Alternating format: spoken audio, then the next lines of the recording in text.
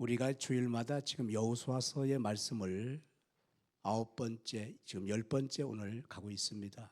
드디어 여호수아 10장에 왔는데요.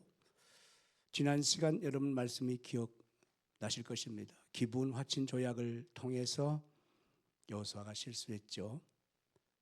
그런데 하나님께서는 이렇게 실수를 했다 할지라도 하나님의 은혜를 주십니다. 이것이 놀랍습니다. 기브온 화친 조약을 기브온이 속여서 했습니다마는 기브온 화친 조약으로 말미암아 이 가나안 정복 전투에 있어서 그 중부 지역에 굉장한 여호수아는 유익함을 가져옵니다. 기브온이 항복했으니까 중부 지역은 자연스럽게 이렇게 가는 것이죠. 그런데 문제는 이 기브온족과 함께 있었던 그 가나안 족속들 있지 않습니까? 바로 옆에 있는 남부 지역에 강력한 오부족이 있었는데 그 중에 대표가 바로 예루살렘을 중심으로 한 아도니 세덱이라고 하는 왕이에요. 이 왕이 이제 두려움을 느끼고 주변의 모든 부족들을 연맹을 한 것입니다. MOU를 맺었어요. 그래서 연합군이 생겨났습니다. 그런데 이 연합군이 이스라엘을 공격하지 않고 어디를 먼저 공격하냐면 기브온을 먼저 공격하는 거예요. 이유가 있습니다. 두 가지 이유인데, 하나는 기브온이 자기들 형제였지 않습니까? 근데 배신하고 이스라엘 갔으니까 이 배신감에 대한 적대감입니다. 그래서 배신자를 그냥 놔둘 수 없다. 그래서 일단 기브온을 치는 거죠. 두 번째 일은 군사적인 이유입니다. 이 기브온이라고 하는 땅은 굉장히 성읍이 견고하고 큽니다. 그런 기브온이 이스라엘과 화친을 맺고 이스라엘 휘하에 들어갔으니까 얼마나 이게 위험스러운 일입니까? 그러니까 이스라엘을 공격하기보다는 먼저 기브온을 공격하려는 군사적 이유가 있었던 것입니다. 이것이 바로 철저하게 사람의 계획 아니겠어요? 사람의 지혜였습니다. 그런데 반면에 기브온이 이 소식을 듣고는 아주 발빠르게 여호수아에게 원조를 요청합니다. 우리가 이렇게 됐으니 빨리 우리를 도우라. 그랬더니 여호수아가 말이죠, 아주 신속하게 움직입니다. 보편적 세상 지혜로 한다면은 계산을 해볼 텐데 여호수아는 계산하지 않고 화친조약 실수해서 맺었지만은 그럼에도 불구하고 아주 긴급하게 움직여요. 거기서 길갈에서 한 40km 떨어졌으니까 꽤 떨어진 지역인데 군사를 일으켜서 기브온 족속에 가서 연합국을 대적합니다. 이것을 볼 때 이건 정말 하나님의 사람들이 할 일이구나. 세상은 지혜롭게 자기 이익에 의해서 싸우지만은 하나님의 사람들은 불리하더라도 손해보더라도 한번 맺어놓은 이 계약을 위배할 수 없잖아요. 손해가 될지 알지라도 가서 도와준다 이것이죠. 손해가 될 때 알지라도 세상을 섬기는 것이죠. 하나님이 기뻐하시는 세상의 이익을 추구하지 않고 하나님의 그 뜻을 이루기 위해서 나가는 것입니다. 그랬더니 이 연합군이 얼마나 깜짝 놀라겠어요. 이스라엘이 기브온과 함께 자신들을 공격할 줄 꿈에도 생각 못했는데, 그래서 결국은 대패하게 됩니다. 멀리고 계속 도망치는 것입니다. 어디까지 도망가느냐? 벳호론이라고 하는 지역까지 도망칩니다. 자, 이 오늘 주제가 벳호론 전투입니다. 이 벳호론 이 전투는 세상에 없는 전쟁사입니다. 거기까지 도망쳐요. 그런데 이때 말이죠, 연합군이 이렇게 생각합니다. 서부로 도망치려고 했거든요. 남부 지역 자기 동네로 도망치는 게 아니라. 그런데 생각을 바꿔요. 왜? 날이 저물어 오는 거예요. 이때 생각이 뭐냐면 자기의 지형으로 가면은 여호수아 군대는 더 이상 출격할 수 없어요. 이유가 자기들은 저녁이 되면은 지형을 너무 잘 알잖아요. 그런데 여호수아는 한 번도 와보지 않은 지역이기 때문에 밤중이 되면은 싸울 수가 없어요. 전쟁을 멈춰야 됩니다. 지금 전세가 어디로 가고 있어요? 이스라엘 향해서 승기를 찾고 있는 겁니다. 가장 전쟁의 지금 절정을 맞이한 거예요. 이때 연합군을 완전히 초토화시켜야 되는데 저녁이 되는 거예요. 그런데 하필이면 이 연합군들이 다 서부로 가려다가 남부 자기 고향 땅으로 다 숨어 들어가는 것이죠. 전쟁을 멈춰서야 됩니다.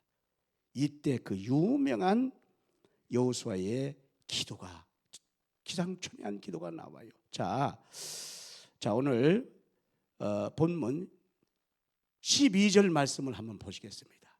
12절 말씀에 보시면 12절 합독해 볼까요? 시작. 여호와께서 아모리 사람을 이스라엘 자손에게 넘겨주시던 날에 여호수아가 여호와께 아뢰어 이스라엘을 목전에서 이르되 태양아 너는 기본 위에 머무르라. 달아 너도 아얄론 골짜기에서 그리할지어다 하매. 아멘. 근데 14절 가서 보니까요, 이렇게 응답하세요. 여호와께서 사람의 목소리를 들으신 이 같은 날은 전에도 없었고 후에도 없었나니. 이게 무슨 뜻이냐면, 아니 밤중이 됐어요. 지금 싸움을 계속 해야 되는데 남부 지역으로 연합군이 다 숨어 들어가는 겁니다. 큰일 났습니다. 전쟁을 멈췄어야 되는데, 날이 길어져야 되는데 이 날을 길게 할 수 있는 방법이 없잖아요. 여러분 굉장히 바쁠 때 시간아 멈춰라 하고 싶을 때 있어요, 없어요? 너무너무 바쁜데 시간이 막 밤중으로 가잖아요. 아유, 시간 좀 누가 멈춰줄 수 없나? 그러나 이 세상에 시간을 멈춰줄 사람 누가 있겠어요? 지금 여호수아가 그런 지경에 하나님께 나아간 겁니다. 하나님, 지금 이 연합군을 절호에 지금 섬멸시켜야 되는데 남부 지역으로 다 숨어들고 있습니다. 태양을 좀 멈춰주십시오. 저 시간이 좀 멈춰주십시오. 이 날 좀 길게 좀 해주십시오. 그래야만 이 연합군을 칠 수가 있사오니 주여 응답해 주세요. 이런 기도를 하고 있는 거죠. 지금 우리가 여기서 깨달을 수 있는 것은 이 베드론 전투, 즉 남부 지역 가나안 정복 전쟁 하나님이 지금 하고 계세요. 그 증거가 뭐냐면, 아니 나무리 점으로 막 도망칠 때에 하나님께서 갑자기 말이죠, 하늘 문을 여시고 큰 우박을 도망치는 그 연합군에게 막 내립니다. 오늘 본문 10절 11절에 보니까요, 그 현상을 통해서 결국은 칼로 죽은 자보다 우박을 맞아 죽은 연합군이 더 많아요. 하나님이 그렇게 하셨습니다. 하나님께서 지금 이스라엘을 대신해서 싸우신다는 증거가 확실해요. 그런데 날이 저무는 것이 문제가 된 것입니다. 캄캄한 밤중에 싸울 수 없잖아요. 이때 저류의 기회 앞에 난관이 찾아온 상황입니다. 이때 여호수아의 믿음을 주목해 볼 필요가 있는 것이죠. 이것이 바로 오늘 첫 번째 주는 메시지가 되겠습니다. 여호수아의 믿음. 하나님께서 태양도 멈추실 수 있다고 하는 여호수아의 믿음이 있었어요. 첫째. 두 번째, 하나님께 그것을 위해서 기도하면 하나님은 그 기도를 응답해 주실 것이다 라고 하는 믿음이 있었어요. 이게 무슨 말씀이에요? 해를 멈추게 하는 것은 하나님의 자의적인 발동이 아니었습니다. 말하자면 하나님께서 해를 멈춰야지 이 생각이 아니었어요. 온전히 여호수아의 믿음의 기도였습니다. 자, 그러므로 태양이 멈춰지는 것은 하나님의 능력이지만 그런 기적이 일어날 수 있도록 하게 한 것은 여호수아의 믿음이었고 여호수아의 믿음의 기도인 줄로 믿습니다. 이게 중요한 말씀이 아니겠어요? 마태복음 21장 22절 주님 말씀했습니다. 믿고 구한 것은 받은 줄로 믿어라. 우리가 잘 아는 말씀이지만 믿고, 하나님을 믿고, 즉 하나님의 능력을 믿고 하나님의 응답을 믿고 기도하는 것은 이미 받은 거예요. 할렐루야. 이런 믿음이 우리에게도 지금 신앙생활하는 과정 가운데 꼭 필요한 줄을 믿습니다. 자, 결국 여호수아와 이스라엘은 놀라운 하나님의 기적을 체험하면서, 즉 베드론 전투를 승리하게 되지요. 그의 세를 몰아서 오늘 이 가나안 남부를 향해서 오부족이 살고 있는 완전히 섬멸시킨 내용이 아까 함께 읽은 그 내용이 되겠습니다. 상상 못할 대승을 거뒀어요. 즉 측량할 수 없는 하나님의 은혜를 여호수아와 이스라엘이 지금 받았습니다. 여러분, 우리의 삶 가운데에 우리가 계획할 수 없는, 상상할 수 없는, 측량할 수 없는 하나님의 은혜가 있다는 것을 믿으시기 바랍니다. 이게 첫 번째 중요한 거예요.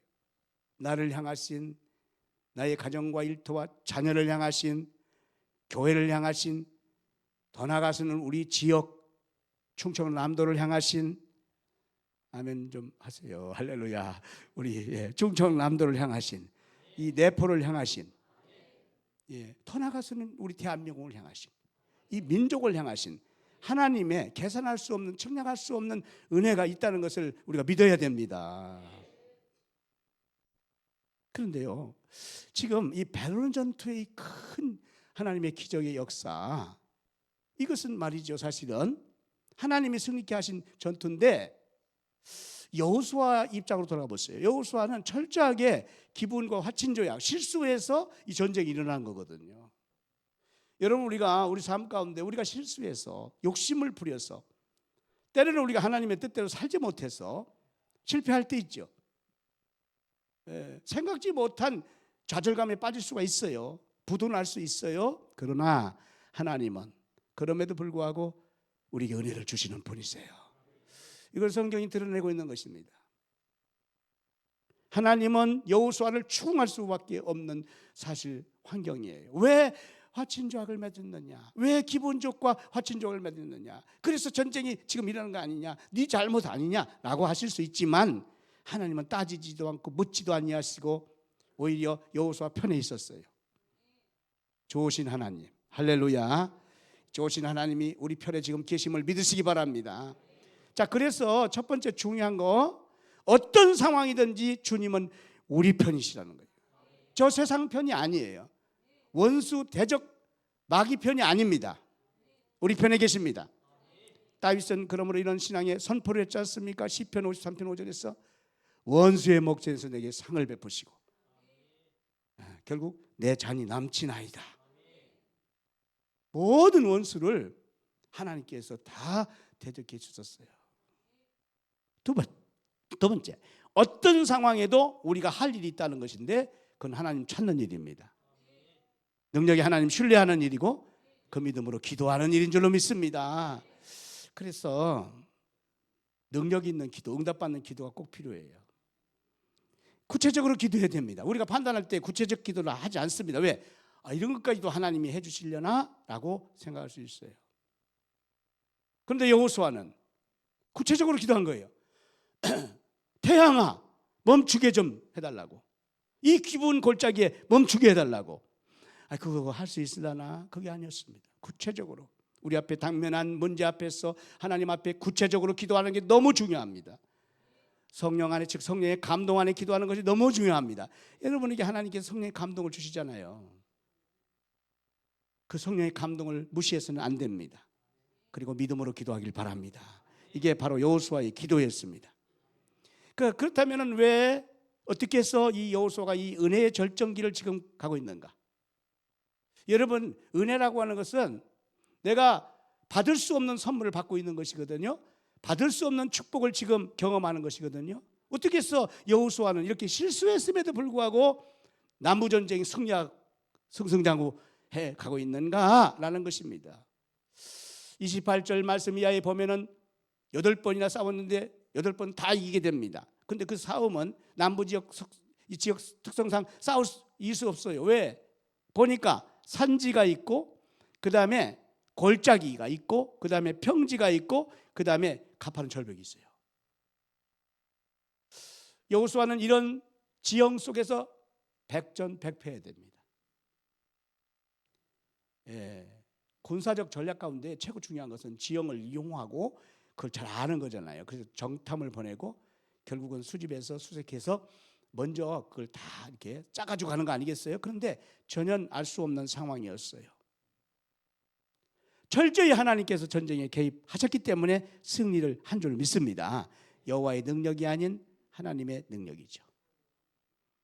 우리가 복음성 보면은 은혜 아니면이라는 복음성이 있습니다. 여러분도 아실 것입니다. 그 후렴 부분 보면은 은혜 아니면 나서지 못하네. 십자가의 그 사랑, 그 능력 아니면 나서지 못하네. 하나님의 능력이 아니면 우리가 구원받을 수 없다는 거예요. 어떻게 하나님의 능력이 아니면 우리가 구원을 받겠습니까? 어떻게 하나님의 능력이 아니면 우리가 예수를 믿을 수가 있겠고, 어떻게 우리가 오늘 예배에 나올 수가 있겠어요? 하나님의 능력으로 오늘 이 자리에 우리가 손들로 믿습니다. 하나님의 능력을 여러분 성경이 계시하고 있는 거예요. 어떤 능력을? 전지전능한 하나님의 능력. 그러므로 우리는 그 능력을 제한시킬 수가 없어요. 우리의 이 계산, 판단, 의심을 버려야 된다는 거예요. 그 능력을 인정하고 수용하기를 축복합니다. 오늘 기분 골짜기에 베드로는 전투, 전무후무한 전쟁사 이곳에서 말씀하시는 주님의 메시지는 하나님의 능력을 인정하라는 뜻이죠. 성 어거스틴하고는 유명한 그 중세 철학자, 신학자, 수도사가 있지 않습니까? 하루는 성경을 계속 묵상하다 보니까 하나님의 능력이 너무 큰 거잖아요. 그 전지전능하심이 너무나 대단하잖아요. 이게 그런데 자기한테 이게 경험이 안 돼요. 그래서 고민입니다. 그래서 묵상합니다. 계속 기도합니다. 그러던 어느 날 바닷가를 나갔는데 그 바닷가에서 어떤 아이가 이 모래를 크게 파놓고 큰 조개 껍질로 그 바닷물을 거기다 옮기기 시작하는 게 거기다 물을 붓는 거예요. 그래서 어거스틴이 깜짝 놀라서 그한테 물었습니다. 야, 지금 너 뭐 하고 있니? 그랬더니 보면 몰라요? 바닷물을 여기다 지금 옮기고 있잖아요. 지금 퍼갖고. 너무 황당스러운 대답이 아닙니까? 어떻게 이 조개 껍질로 더군다나 이 모래 웅덩이에 이 수많은 바닷물을 여기다 다 옮길 수가 있겠습니까? 근데 그 아이는 지금 그걸 하고 있다는 거예요. 지금 그 순간 어거스틴이 자기의 고심했던 문제가 해답을 찾게 되었습니다. 그렇구나. 어떻게 내가 이 무궁무진한 하나님의 전능한 그 전능을 내가 이 머리로 이해할 수 있을까? 그 능력을 내가 어떻게 내 머릿속에 퍼붓 담을 수가 있겠는가? 그래서 그냥 하나님의 능력을 인정하기로 어거스틴이 했어요. 얼마나 마음이 편안했겠습니까? 그때부터 하나님을 믿게 된 거죠. 여러분, 하나님의 능력을 인정할 때부터 믿음이 생겨요. 여러분은 믿음의 사람이 됩니다. 능력을 체험하게 될 줄로 믿습니다. 다윗은 모든 전쟁에서 승리했습니다. 한 번도 패한 적이 없습니다. 왜 그랬을까요? 다윗의 힘이 아니었고 다윗의 전술이 아니었고 하나님의 능력이 다윗과 함께이기 때문이잖아요. 시편 28편 7절에서 여호와는 나의 힘과 나의 방패시니 내 마음이 그를 의지하여 도움을 얻었도다. 시편 18편 39절에서 주께서 나를 전쟁하게 하려고 능력으로 내게 띠띠우고 일어나 나를 치는 자들에게 굴박하게 하셨나이다. 할렐루야. 다윗의 고백이에요. 여러분, 오늘 다윗 시대나 여호수아 시대나 지금이나 장차나 하나님께서는 능력으로 우리와 함께 하실 수가 있는 줄로 믿습니다. 그러니까 하나님의 능력이 함께 할 때 우리는 은혜의 절정기를 살아갈 수가 있다는 뜻이에요. 내 힘으로 살아갈 때가 아니라 내 지혜와 내 실력으로 살아갈 때가 아니라 하나님의 능력으로 하나님의 힘으로 살아가게 된다면 은혜의 절정기를 누릴 줄로 믿습니다. 그런데 여기서 아주 중요한 사실이 하나 있습니다. 하나님께서는 결과보다는 약속을 먼저 주시는 분이라는 사실입니다. 왜 그럴까요? 이유인즉슨 하나님을 신뢰하라는 데 있어요. 모든 걸 다 결과를 보여주고 다 이렇게 하시는 하나님이시지만 그러나 약속을 주시는 분이에요. 먼저. 왜냐하면 그 약속의 말씀을 의심치 말고 믿고 가라는 뜻입니다. 그래서 항상 중요한 것은 하나님의 약속을 받는 게 중요하죠. 그래서 말씀을 듣는 것 중요합니다. 말씀을 이 시간 듣고 그 말씀이 나의 말씀이 되는 것이 중요합니다. 이게 레마 아니겠어요? 똑같은 말씀이 선포되고 있지만은 그러나 내게 주시는 약속이 그 말씀 가운데 있기 때문이라는 사실입니다. 자, 8절 말씀을 우리 다 같이 한번 합독을 해보겠습니다. 시작. 그때에 여호와께서 여호수아에게 이르시되 그들을 두려워하지 말라. 내가 그들을 내 손에 넘겨주었으니 그들 중에서 한 사람도 너를 당할 자 없으리라 하신지라. 아멘. 이게 이제 연합군과 대적하기 직전 하나님께서 여호수아에게 주신 말씀이에요. 여호수아야, 연합군 걱정하지 말라. 벳호른 전투 염려하지 말라. 남부지역 정복 걱정하지 말라. 내가 이미 그들을 내게 붙였다. 이건 네가 승리했다는 뜻이에요. 한 사람의 대적자도 그냥 두지 않고 다 치게 할 것이다. 이미 하나님은 약속하신 줄로 믿습니다. 여호수아는 약속된 말씀을 붙잡고 간 거죠. 연합국과 전쟁이 승리한 겁니다. 베드로 전투 승리한 겁니다. 남부지역 정복 완전히 하게 된 줄로 믿습니다. 왜? 약속의 말씀을 믿었기 때문이죠. 이게 오늘 말씀의 중요한 메시지예요. 오늘 하나님께서 주시는 약속의 말씀이 내게 임한다면, 내 가정과 일터와 자녀에게 임한다면, 교회에 임한다면 그 말씀을 반드시 하나님이 지켜주시거든요. 세상에도 약속이 많아요. 그런데 보니까 이를테면 철도 예약하지 않습니까? 그런데 통계적으로 30%는 다 캔슬시킨답니다. 항공기 예약 23%, 병원 예약해요 10%, 다 캔슬시켜요. 세상의 약속은 완전하게 이루어지지 않습니다. 그리고 세상의 약속은 절대 신뢰할 수 없는 부분이 많습니다. 그러나 하나님과의 약속은 신실합니다. 부도날 일이 없는 줄 믿습니다. 오 신실하신 주, 오 신실하신 주. 한 번도 하나님은 우리를 약속을 변개시키지 않고 이루어 주십니다. 여러분 믿으시기 바랍니다. 1996년 10월 1일 날, 그러니까 꼭 30년이 약간 안 되는 28년 전이네요. 1996년 10월 1일 날 우리는 저 홍성 제1장로교회 두 번째 건축 기공 예배를 드렸습니다. 우리는 1994년 3월 13일 날 첫 번째 성전을 입당했습니다. 채 2년 조금 넘은 다음에 새 성전을 건축하기 위해서 지하부터 골조를 빼서 교회를 세우기로 결심하고 기공 예배를 10몇 명이 삽자를 들고 드디어 그 앞에서 모래바닥 자가루에서 드렸어요. 전혀 준비가 안 돼 있는 대책 없는 기공식을 시작했습니다. 왜 그러냐면은 이미 우리가 하나님의 약속을 받았거든요. 뭐라고 받았느냐? 돈은 그 은행만 있는 게 아니에요. 사실은 농협도 있고 새마을 금고도 있고 수협도 있고 신협도 있고 우체국도 있고, 돈은 하여간 많더라고 거기. 아니 제가 한 얘기가 아니라 주님께서 우리에게 약속하셨어요. 이렇게 돈은 거기 많으니까 아버지가 결제하면 된다 그러시더라고요. 그 아버지가 우리 아버지가 아니라 저 하늘에 계신 우리 아버지. 아버지가 결제하시면 되니까 주님이 하시는 말씀이 네 믿음대로 해라 그렇게 말씀하시더라고요. 그래서 제가 아멘 했죠. 할렐루야.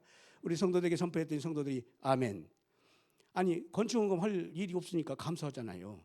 그러니까 아멘 하고 그렇지 아버지가 다 해결하신다니까. 그렇고 성전 건축 1차 한 2년여 지난 다음에 드디어 한 거예요. 그런데 여러분 아시는 것처럼 97년도에 뭐가 일어났어요? IMF가 올 줄 누가 알았나? 여러분 IMF가 오니까 우리가 돈이 어디 있었다고요?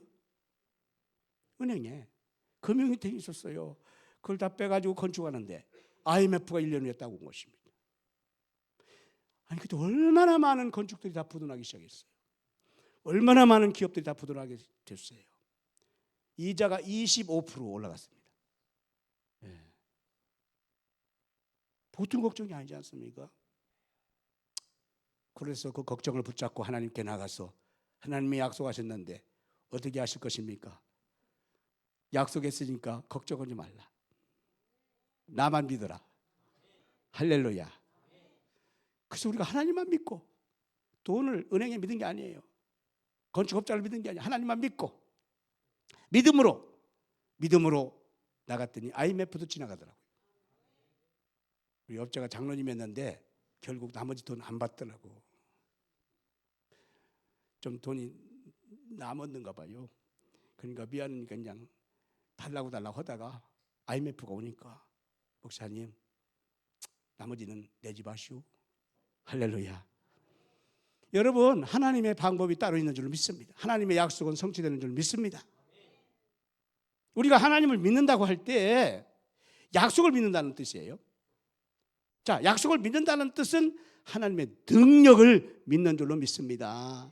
성경에 나타나는 하나님의 능력의 하나님, 즉 아브라함의 하나님, 야곱의 하나님, 모세, 여호수아의 하나님, 다니엘의 하나님, 또 바울의 하나님, 이 하나님이 나의 하나님, 여러분 가정 속에 있는 하나님, 우리 교회 속에 있는 하나님을 믿는 겁니다. 마라의 썸물을 단물로 바꾸시고 홍해를 가르시고 다니엘의 그 사자의 굴에서 건져내시고 물결 바람을 잠잠게 하시며 물이 변하여 포도되게 하시고 죽은 나사를 살리시는 그 하나님, 그 하나님의 능력이 나의 하나님의 능력으로, 우리 교회 하나님의 능력으로 믿는 거, 이게 중요한 거예요. 여호수아가 그 믿음 가진 줄로 믿습니다. 그러니까 감히 태양아 멈추게 해달라고 하나님 앞에 기도한 것이죠. 그 기도를 하나님이 들어 응답하신 줄로 믿습니다. 여러분, 이 믿음 가진 사람은 약속의 말씀을 붙잡고 어떤 시련과 장애물이 있다도 낙심하지 않고 믿음의 선한 싸움으로 전진하는 사도 바울과 같은 신앙이 될 줄로 믿습니다. 사도 바울은 이런 고백했어요. 고린도후서 4장 7절로 11절 말씀에 보니까 우리가 이 보배를 지금까지 가졌으니 이는 심히 큰 능력은 하나님께 있고 우리에게 있지 아니함을 알게 하렵니다. 8절. 우리가 사방으로 우겨쌈을 당하여도 쌓이지 아니하며 답답한 일을 당하여도 낙심하지 아니하며, 그 다음에요, 박해를 받아 버림받지 아니하며 거꾸로 틈을 당하여도 망하지 아니하고 우리가 항상 예수의 죽음을 몸에 짊어지면 예수의 생명이 또한 우리 몸에 나타나게 하려 합니다. 우리 살아있는 자가 항상 예수를 위하여 죽음에 넘겨지면 예수의 생명이, 즉 예수의 능력이죠, 능력이 또한 우리의 죽을 육체에 나타나게 하려 함이니라. 할렐루야. 바울은 이런 고백한 다음에 빌립보 4장 12절로부터 이런 고백을 다시 선포했습니다. 나는 비천에 처할 줄도 알고 풍부에 처할 줄도 알아 모든 일 곧 배부름과 배고픔과 풍부와 궁핍에도 처할 줄 아는 일제의 비결 13절 같이 합독하겠습니다. 시작.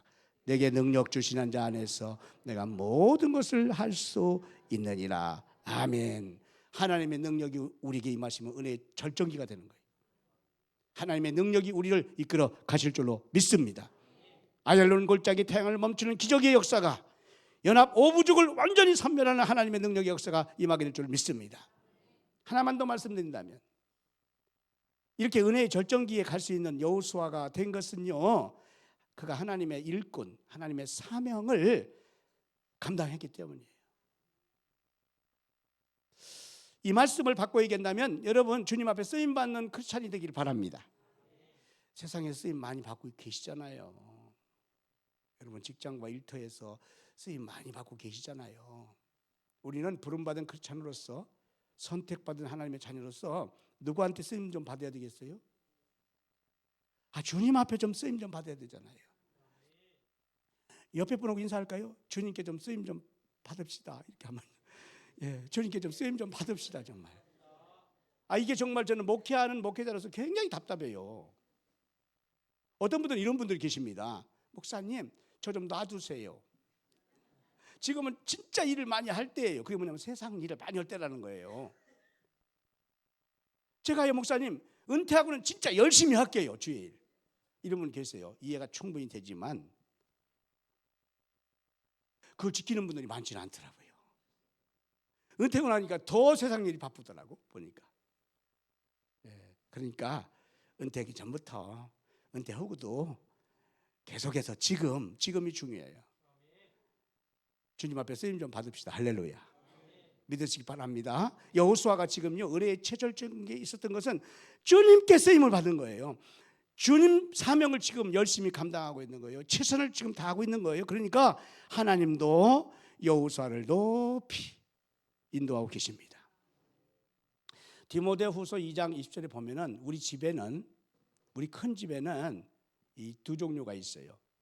쓰임 받는데 귀하게 쓰임 받는 그릇이 있어요. 천하게 쓰임 받는 그릇도 있어요. 어쨌든 쓰임 받는 것이 감사한데, 기왕이면은 하나님 앞에서 귀하게 쓰임 받는 그릇. 아니, 여러분, 찬장을 열어보세요. 그릇 많아요, 적어요? 많아요. 사다 보니까 그렇게 많이 사다 놨어요. 그런데 여러분, 밥 먹을 때 꼭 필요한 그릇이 뭡니까? 밥그릇이잖아요. 국그릇이잖아요. 수저고 젓가락. 그리고 나머지 조금 그릇 필요하잖아요. 나머지는 그냥 다 찬장 안에 진열되어 있어요. 여러분, 옷장 보세요. 옷 많아요, 적어요? 많아요. 그거 버릴 거 많은데 그냥 있어. 그렇게. 그런데 여러분, 꼭 그 옷 가운데 입어야 될 옷이 있습니다. 교회 올 때 꼭, 외출할 때 꼭 그 옷 입고 나오는 겁니다. 어떻게 보면 사실상 1년에 사시사철 4벌만 딱 있으면은 뭐 족한 줄 알라. 사실상 뭐 그냥 즐겨 쓰는 그 옷, 그것이지 뭐 그렇게 많아도 입는 옷 있잖아요. 책장은 책이 많아요, 없어요? 책이 많아요. 근데 그 책 날마다 늘 봅니까? 아니에요.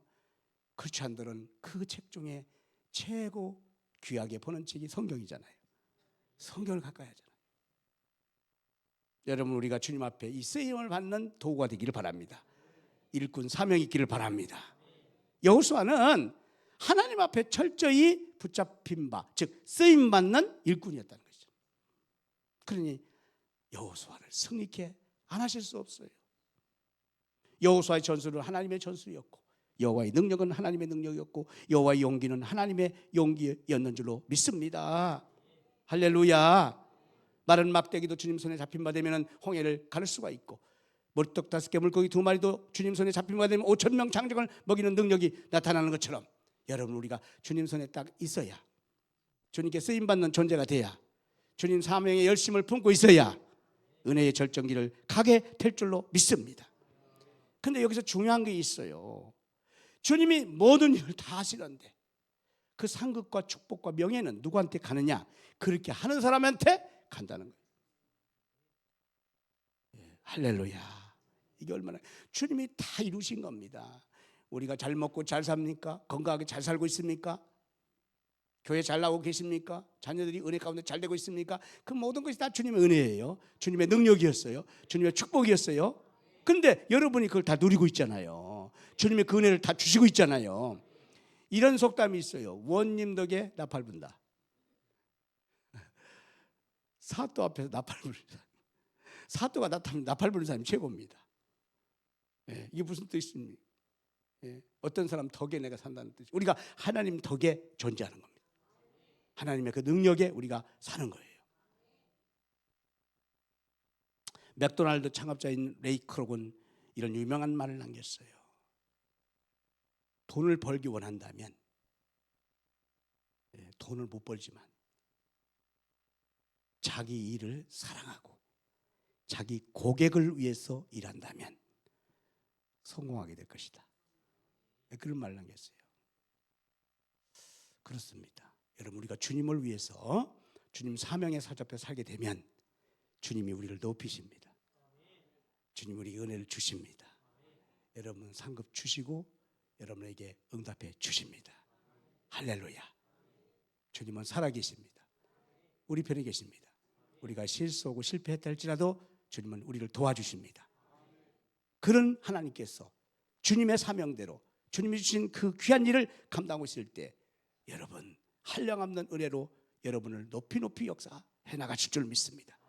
오늘 또 하나님이 여러분과 함께 계심을 믿고 확신하고 그 믿음으로 기도하고 여러분 주시는 사명대로 여러분이 주시는 그 귀한 일들에 최선을 다해서 여호수아처럼 이런 놀라운 기적을 앞으로 계속 누리기를 주의 이름으로 간절히 축복합니다. 할렐루야. 기도하겠습니다. 살아계신 아버지 하나님 감사합니다. 오늘 또 하나님은 우리 편에 계시고 우리와 함께 하시고 우리의 모든 삶을 주재하시고 우리의 기도를 응답하시고 우리를 승리케 하시고 축복하시고 우리를 인도해 가시고 계심을 믿습니다. 장차 계속해서 우리 주님이 우리와 함께 계시고 주의 일에 힘쓰고 사명을 감당하는 성도에게 한량없는 은혜와 명예와 상급과 축복으로 함께 하심을 믿고 나가게 하여 주시옵소서. 살아계신 예수 그리스도 이름으로 간절히 기도하옵나이다. 아멘. 다 함께